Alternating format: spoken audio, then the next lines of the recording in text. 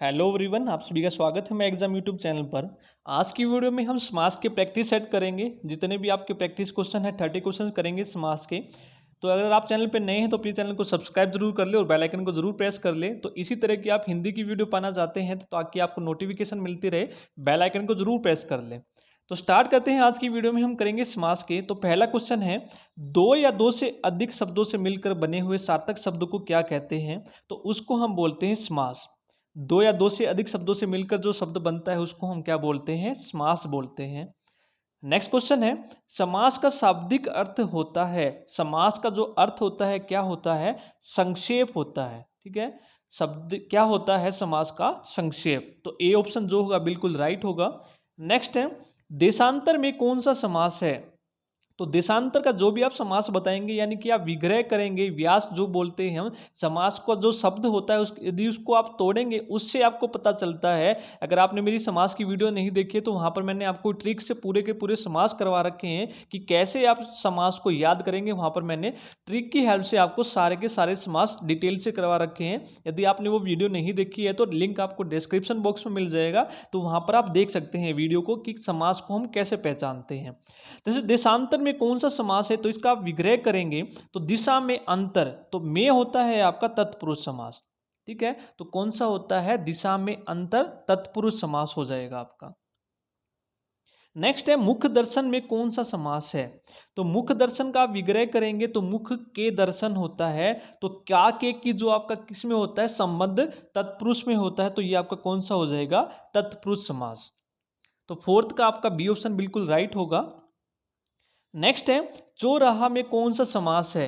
तो जो चौराहा होता है, जो भी आपके संख्यावाचक, जो यानी कि पूर्व पद, जो आपके दो पद होते हैं आप देखेंगे चौराहा, ये जो पीछे वाला होता है एक आपका उत्तर पद होता है, जो पहले होता है ये होता है उसका पूर्व पद। यानी कि जब कभी भी आपका किसी शब्द में पूर्व पद संख्यावाचक आपको मिल जाए विशेषण, यानी कि जिससे आपको किसी संख्या का पता चले, जैसे 2, 4, 5, वो सारे आपके क्या होते हैं? द्विगु समास होते हैं। तो चौराहा क्या होता है? आपका चार राहों का समूह, तो उसको हम बोलते हैं चौराहा। तो ये क्या हो जाएगा? आपका द्विगु समास हो जाएगा। तो डी ऑप्शन बिल्कुल राइट होगा। नेक्स्ट है दसमुख। तो दसमुख में कौन सा समास है? तो दसमुख में आप बताएंगे समास में, इसको आप ऑप्शन में देखकर बताएंगे। तो दोनों में आपको बताऊंगा कैसे पूछा जाता है। जैसे दसमुख में आप विग्रह करेंगे, 10 है मुख जिसके। ठीक है, 10 है मुख जिसके। यदि आपका इसमें आप देखेंगे बहुवीरी है आपका इसमें। यदि आपका बहुवीरी ऑप्शन में नहीं होता तो आप इसमें देखेंगे कि संख्यावाचक विशेषण है इसमें 10 है, तो आप इसमें आंसर लगाते द्विगु समास। लेकिन आपको ऑप्शन में बहुवीरी मिल जाए तो यानी कि वो शब्द जिसका विग्रह करने पर हमें किसी अन्य पद का पता लगे शब्द का, जैसे 10 है मुख जिसके, किसके थे? रावण के 10 मुख थे। तो यानी कि ये क्या हो जाएगा? आपका बहुवीरी समास हो जाएगा। ठीक है, तो इस तरह से आप मार्क करेंगे। यदि आपका ऑप्शन में बहुवीरी नहीं होता तो आप इसमें लगाते द्विगु समास। तो आपको एक कन्फ्यूजन नहीं रखनी है सर, इसमें 10 है तो द्विगु होगा। तो मैंने आपको दोनों बता दिए हैं। 10 है मुख जिसके, तो इससे आपको किसी अन्य शब्द का पता लगे यानी कि किसी और शब्द की तरफ संकेत करे तो आपका इसमें क्या होगा? बहुवीरी समास।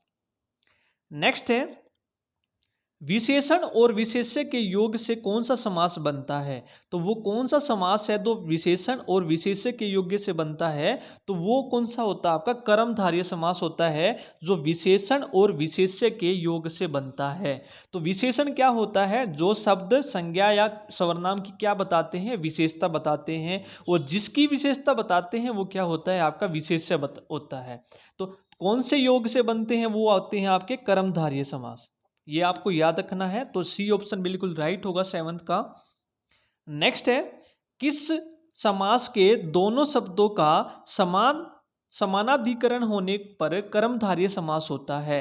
तो यानी कि समास के दोनों शब्द यानी कि पूर्व और उत्तर पद यानी कि समानाधिकार हो जाए तो उसका कर्मधारय समास होता है। तो वो कौन सा होता है आपका? वो होता है तत्पुरुष समास। तो ए ऑप्शन इसका बिल्कुल राइट होगा।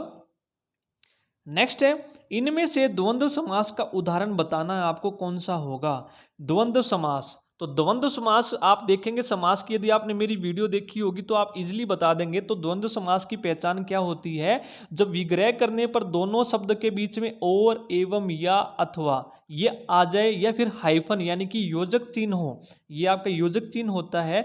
या तो आपको शब्द के बीच में योजक चिन्ह मिलेगा, या आप इसका विग्रह करेंगे तो आपको और, एवं, या, अथवा आपको मिलेगा। तो द्वंद्व समास आप देखेंगे तो आप रुपया पैसा में आपने देखा योजक चिन्ह है, बीच में क्या है? योजक चिन्ह है। या फिर आप इसका विग्रह करेंगे तो रुपया और पैसा, तो और आपको मिल गया, तो दोनों पहचान है इसकी। तो द्वंद्व समास का कौन सा उदाहरण है? रुपया पैसा। तो 9th का डी ऑप्शन बिल्कुल राइट होगा। नेक्स्ट है लंबोदर में कौन सा समास है? लंबोदर में आपको समास बताना है कौन सा है।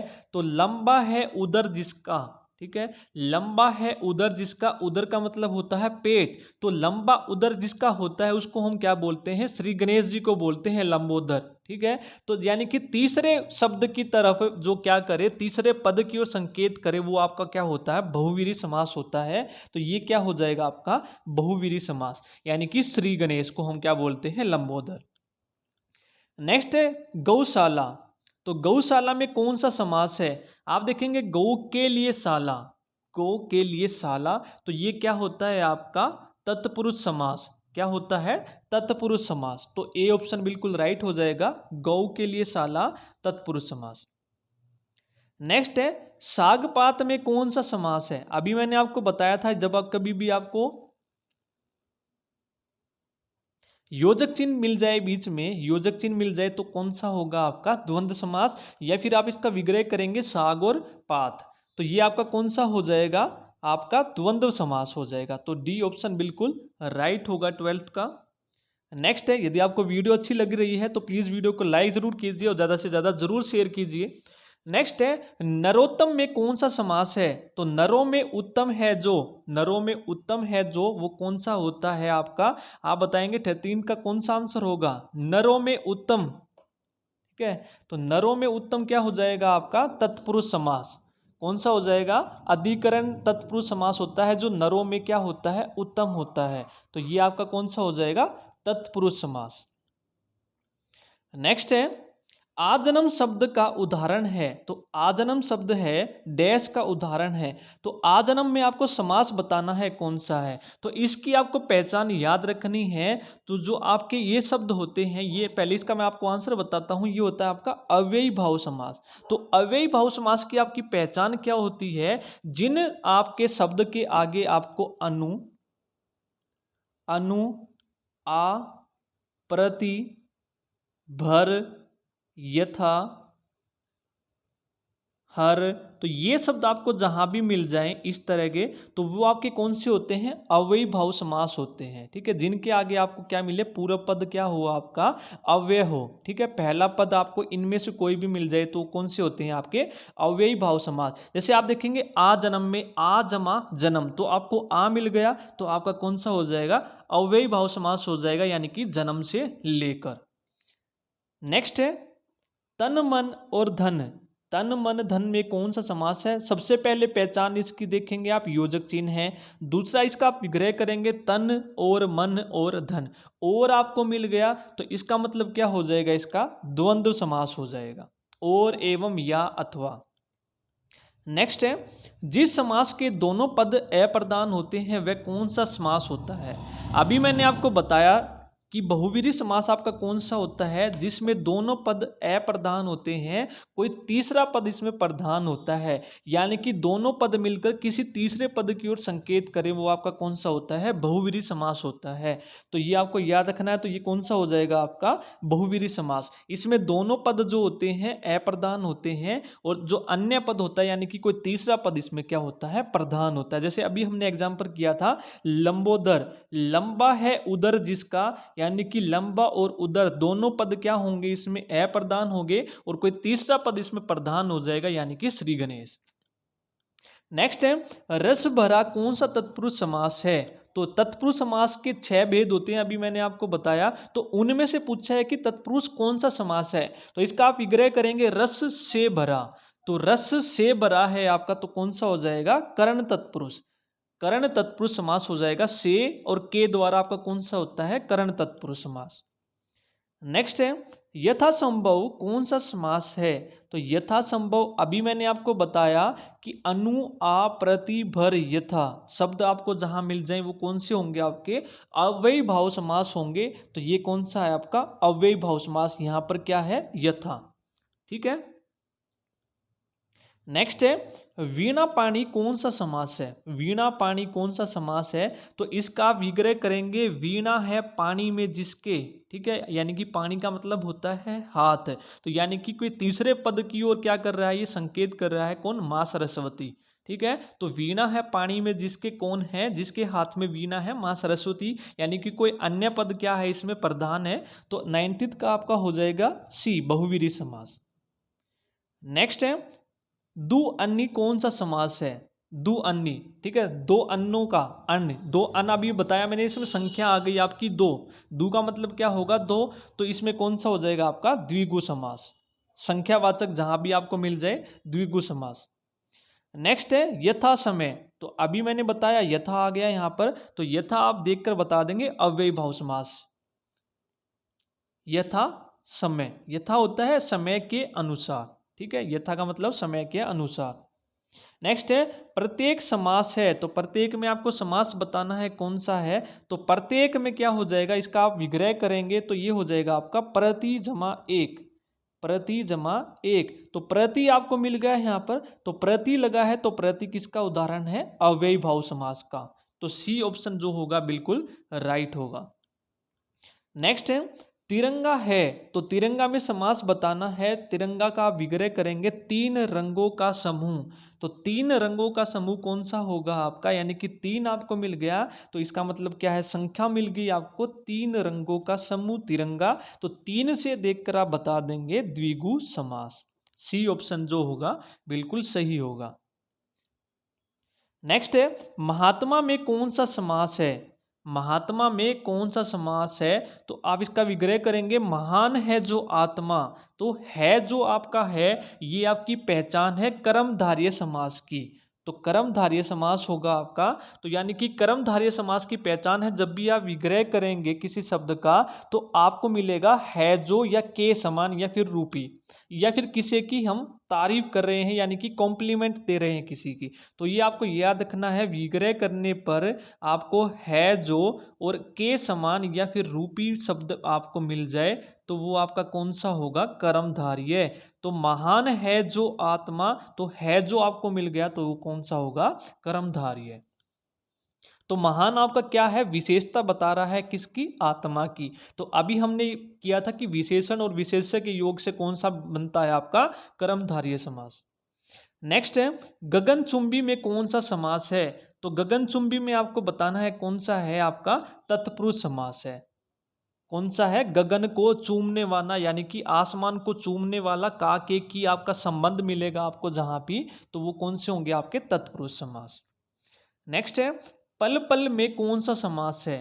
तो कई बच्चे क्या करेंगे, इसमें देखेंगे कि योजक चिन्ह लगा हुआ है तो इसमें लगा देंगे कि योजक चिन्ह। अभी हमने किया था कि द्वंद्व समास होता है, लेकिन कुछ अपवाद भी होती हैं, वो भी आपको याद रखना है। तो जो आपका इसका आंसर क्या हो जाएगा? अव्ययी भाव समास हो जाएगा। ठीक है, पल पल में जो भी आपके रिपीटेड वर्ड होते हैं ना, यानी कि जो बार बार दोहराए जाते हैं, यानी कि पल पल रिपीट हो रहा है आपका ये शब्द पल पल, दो बार रिपीट हुआ है पल पल, तो ये आपके कौन से होते हैं? अव्ययी भाव समास होते हैं।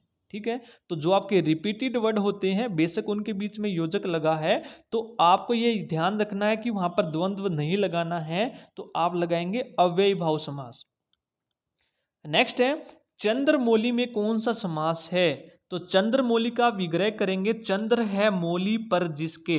तो चंद्र का मतलब जिसके मौली, यानी कि जिसके मुकुट पर क्या हो? चंद्र हो। तो वो कौन होते हैं? भगवान शिव होते हैं। चंद्र है मौली पर, मौली का मतलब होता है मुकुट। ठीक है, यानी कि किसी तीसरे पद की ओर क्या कर रहे हैं? ये शब्द संकेत कर रहे हैं, तो ये आपका कौन सा हो जाएगा? बहुवीरी समास। चंद्र है मूली पर जिसके, यानी कि भगवान शिव, तो क्या हो जाएगा? बहुवीरी समास। नेक्स्ट है प्राण प्रिय में कौन सा समास है? तो प्राण प्रिय में क्या है आपका? प्राणों के समान प्रिय है जो के समान अभी हमने किया था, जिसमें आपको मिल जाए वो कौन से हो जाएगा? आपके कर्मधारय समास है।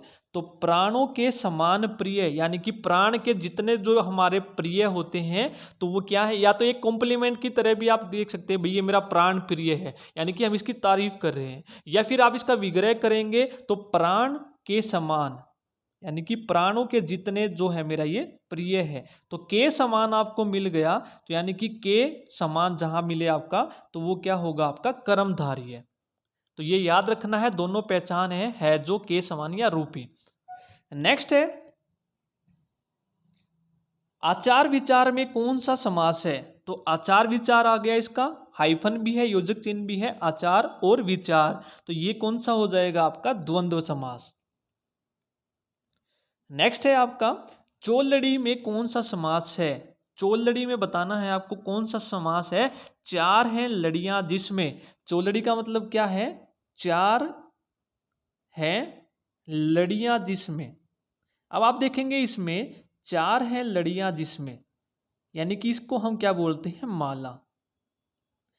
यदि आपका यहाँ पर बहुवीरी समास नहीं होता ऑप्शन में, ये नहीं होता आपका ऑप्शन में, तो आप लगाते हैं यहाँ पर चार हैं लड़ियां जिसमें, तो आपका हो जाता है ये द्विगु समास, यानी कि संख्या बता रहा है, संख्या का हमें पता चल रहा है। लेकिन आपका जब कभी भी बहुवीरी मैंने बोला है, बहुवीरी आपको ऑप्शन में मिले तो आप बहुवीरी प्रेफरेंस देंगे, यानी कि चार हैं लड़ियां जिसमें, अर्थात किसी तीसरे पद की ओर क्या है, संकेत है, यानी कि माला के बारे में बात हो रही है यहाँ पे, तो आपका क्या हो जाएगा आंसर, बहुवीरी।